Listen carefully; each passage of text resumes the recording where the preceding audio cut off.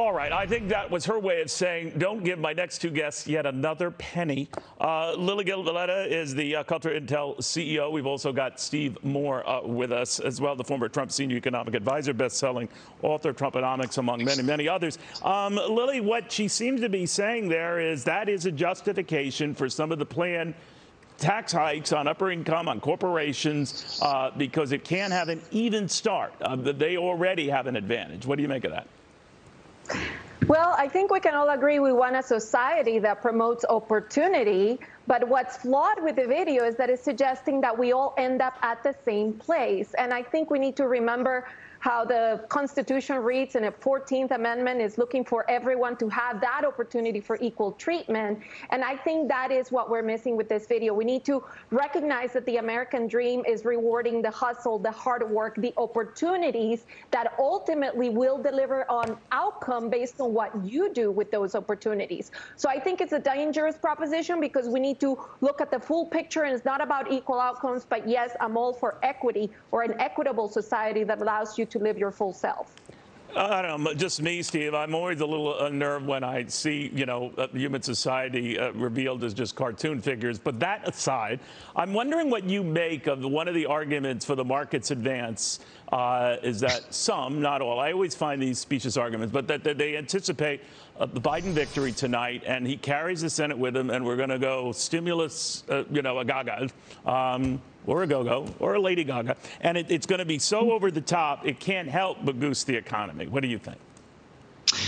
I reject that argument. That argument's been made now for several months. And look, I just don't think that what's going to juice this economy is another stimulus bill. And incidentally, even if you believe that, why is the market up 1,000 points over the last couple of days when Trump is surging? In fact, I would make the argument that if Trump wins, Neil, that he's going to strike a deal with Pelosi, I bet, in the next week on another stimulus plan. So those people who actually on Wall Street who want a stimulus plan, it's probably more likely to happen more quickly, in my opinion, under a Trump, Trump victory than a Biden plan. And I'm not one who's for a stimulus plan, but I think that's the way. Look, I think the reason the market is surging is because Trump is surging in the polls. I'm not saying he's going to win, but the likelihood of his winning has gone up a lot in the last 4 days. All right, you could be right, but the consensus among the polls is we haven't seen much movement. But you're right, there are some that show in battleground states it is within the margin of error, and that's anywhere from 3 to 5 points. One of the arguments, Lili, on that is the Trump folks tell me when it's in the margin of error, that's actually a vote for Donald Trump because there are all these quiet Trump voters out there. Do you agree with that? Yeah, I do think there's the shy voters. I call them Trump supporters in the closet. But I am betting big on the minority votes making a big difference. We've talked about it, Neil, before, the Hispanic vote, the black vote, that is looking for, back to the point of this segment, the opportunity. How do we enable policies that allow me to get a better job, not have a school that is set and determined by my zip code, but have some choice? And I think people are seeing through that, and there'll be some surprises. Our numbers are showing upwards of 40% support amongst the Hispanic community, which will get back to the record-breaking numbers that George W. Bush got, which Republicans haven't seen since. Steve, I know your views on what you think is being reflected in the market sensing a Trump victory, and we can maybe thrash that out. But are you surprised that if it doesn't go that way, it doesn't go the president's way, that the strong economy or stronger economy, half the jobs lost have been won back now post the pandemic? I think it's fairly undeniable when you look at the comeback in retail sales, you look at what's going on in housing, you look at about the number of Americans who got jobs back. All of that looks good, but the president ends up losing in that scenario because it's about the pandemic and it's about the concern that cases are spiking. And he didn't appreciate the magnitude of that. I'm just giving you the Democratic talking point. What do you think? I think if Trump loses, it will be all the pandemic, no question about it, because not only did we have I agree with Trump.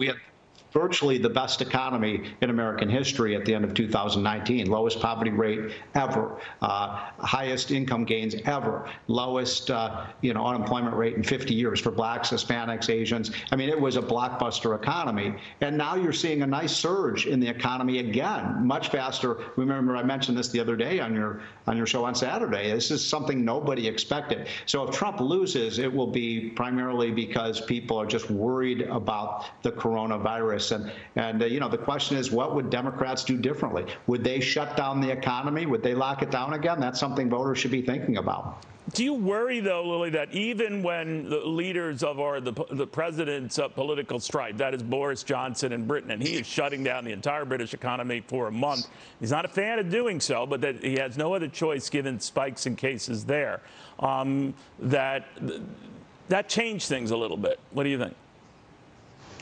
Yeah, it does. And I think it's the balance of what policies or stimulus do I have in parallel with having to shut down the economy? Could there be incentives for business to rehire? We saw it here with the PPP. Do we need another wave of that, which is not necessarily just pausing and hiding and letting business crumble, but how do we use the systems, whether it is with taxation law that will delay the filings or other types of stimulus that actually incentivize jobs instead of just putting a stimulus bill that will assume, oh, let's give more money to the people and that will increase spending. We need to enable jobs and opportunity, back to the point of why equal opportunity is about a system that enables that growth for all, and that's not necessarily writing more checks blank to all. All right, guys, I want to thank you both very, very much. Now,